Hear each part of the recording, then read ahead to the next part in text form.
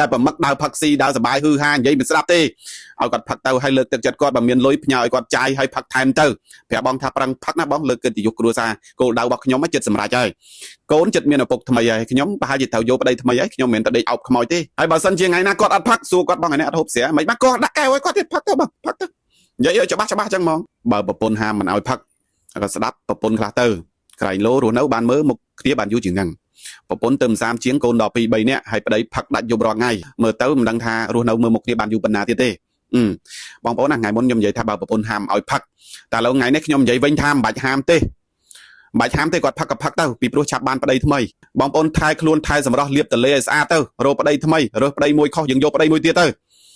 ពីព្រោះអីបើហាមមិនស្ដាប់អីក្បាច់ចុងក្រោយបើដូរបងបានវាមានតែដូរប្រុសថ្មីបើសិនជាគាត់ស្ដាប់យើងស្រឡាញ់ប្រពន្ធស្រឡាញ់កូនណាហាមហើយកាន់តែហាមកាន់តែផ្កើនកាន់តែហាមនៅដដែលអញ្ចឹងបើពីពេលនេះទៅបងប្អូនដែលជួបប្តីផឹកប្តីដែលប្រមឹកដើរផឹកស៊ីដើរសបាយហឺហានិយាយមិនស្ដាប់ទេឲ្យគាត់ផឹកទៅឲ្យលើកទឹកចិត្តគាត់បើមានលុយផ្ញើឲ្យគាត់ចាយឲ្យផឹកថែមទៅប្រាប់បងថាប្រឹងផឹកណាបងលើកកិត្តិយសគ្រួសារគោលដៅរបស់ខ្ញុំចិត្តសម្រេចហើយកូនចិត្តមានឪពុកថ្មីហើយខ្ញុំប្រហែលជាត្រូវយកប្តីថ្មីហើយខ្ញុំមិនមែនទៅដេកអោបខ្មោចទេផឹកទៅបងផឹកទៅបងប្រឹងផឹកទៅខ្វះលុយខ្វះកាក់វេឲ្យទៀតឬមួយក៏មកផ្ទះវិញដាក់ទិញដាក់ទូទឹកកកឲ្យទៀតតិចទៀតទឹកនោមផ្អែមលៀងឈាមលៀងអី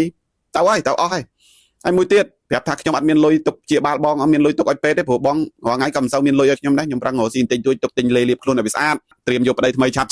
ប្រាប់គាត់ចាំអញ្ចឹងហ្មងទៅមិនបាច់ខាត់ឈប់គាត់បងប្អូនអូគាត់អី